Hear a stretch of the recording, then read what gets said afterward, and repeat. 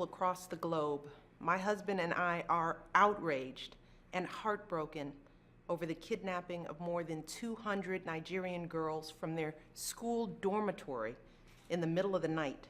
This unconscionable act was committed by a terrorist group determined to keep these girls from getting an education. Grown men attempting to snuff out the aspirations of young girls. And I want you to know that Barack has directed our government to do everything possible to support the Nigerian government's efforts to find these girls and bring them home. All right, folks, pardon me for harping on this, but we're going to start the panel with this. And joining us on the Malzberg panel is founder of Less Government, Seton, Motley, and the host of the Christopher Hahn Show. Guess who? Christopher Hahn.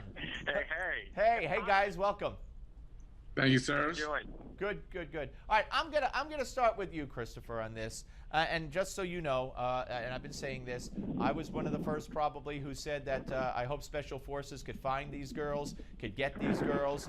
But Boko Haram is an Islamic terrorist group. She called, Michelle Obama called them a terrorist group who are grown men determined to keep girls from getting an education.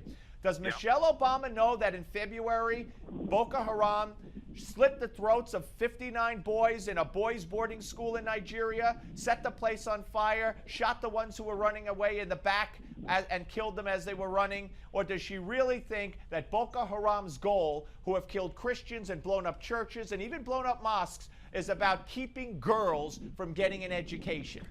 I don't think she thinks this is the only purpose, but it's clearly one of the purposes they had with these girls. And they probably had a purpose of keeping those boys from getting education. You know, what religious extremists do is they try to stop people from learning the truth about the world. It happens in this country sometimes. Whoa. Religious extremists. So you don't call them terrorists like Michelle Obama does. That's interesting. They are extremists. They are terrorists. All right, so where does it happen in this country? What are you talking about? There was this guy, this preacher who wanted to stop the Girl Scouts from selling cookies. All right, wait. Hold on. I can't get my head around this. It happens in there. What are you, Barack Obama in a foreign country trashing America? You're telling me that somebody stopped not wanting the Girl Scouts to sell cookies is what happened in Nigeria to these girls and these boys? Save me, please. I can't take it. It's clearly not as extreme, and maybe I'm exaggerating to prove a point. I don't know what point you're proving. I'm proving a point that religious extremism is a bad thing. It's dangerous. It should be.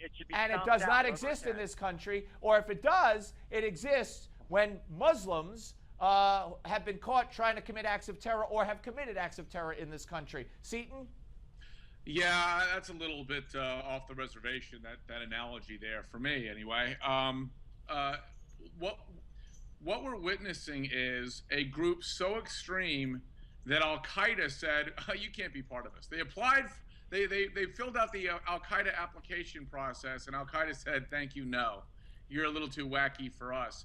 So my question remains, why didn't Hillary Clinton, as Secretary of State, assign them official Islamist terrorist designation? That is beyond my comprehension. Well, see, what difference does it make? Chris, why didn't she answer the letter and the calls and the pleas to put them on the terrorist list, as John Kerry did almost immediately upon becoming Secretary of State? That was strange. I can't get into the mind of Secretary Clinton, but I know that putting them on that list freezes their assets and refuses them travel within the United States. So I don't know that they were actually here, and they hadn't really been classified as a threat to the United States or its assets until recently. So maybe that had something to do with it. Well, Boko Haram has been killing people and murdering people and blowing things up for years and years and years. And the official terrorist designation is not just about domestic threat. It's about international threat, too. It's not just about international threat to United States assets, but not international threats in general. But go ahead. All right, let's move on. Let's move on to Marco Rubio, ladies and gentlemen, and we are going to let you hear some of what Marco Rubio said to ABC's Jonathan Karl. He's ready to run, if he decides to run, for the presidency for 2016. Let's watch. If I decide to run for president, I will not have some sort of exit strategy to run for the Senate. So that will be a decision not to run for re-election. I believe that if you want to be president of the United States, you run for president. It's all or nothing. You don't run for president with some eject button in the cockpit that allows you to go on an exit ramp if it doesn't work out. Do you think you're ready to be president? I do. I mean, but I think that's true for multiple other people that would want to run. I mean, I'll be 43 this month, but the other thing that perhaps people don't realize, I've served now in public office for the better part of 14 years. And most importantly, I think a president has to have a clear vision of where the country needs to go and clear ideas about how to get it there. And I think we're very blessed in our party to have a number of people that fit that criteria. All right, what about it, Christopher? You know what? I like it when a politician says I'm up or out. I really like that, and I respect it. I might not be voting for Marco Rubio, as you might imagine, but I do like what he just said there. No exit strategy. We saw that Rand Paul was trying to develop an exit strategy, and Kentucky Assembly blocked him from that. I like that. Do I think he's ready to be president? No, I don't think he's ready to be president. But I do think he'd be a formidable candidate if the Republicans chose to nominate him, if he could get through the process, given the fact that they might call him weak on immigration, even though I think he was trying to make a reasonable play there. What about it? Yeah, go ahead. So I want Seton to weigh in before we run out of time in the segment. Seton? Real quick, I think he's trying to backpedal from his immigration position because it's absurd. If you want to raise the minimum wage by natural rather than artificial standards, don't legalize 20 million illegal aliens. And we didn't play his clip, but I love his position on global warming. It's a scam. He acknowledged it, and we're moving forward. Yeah, absolutely. Yeah, it's going to be very interesting. All right, when we come back, guys, I do want to talk about Donald Sterling. You probably are aware that he spoke to Anderson Cooper.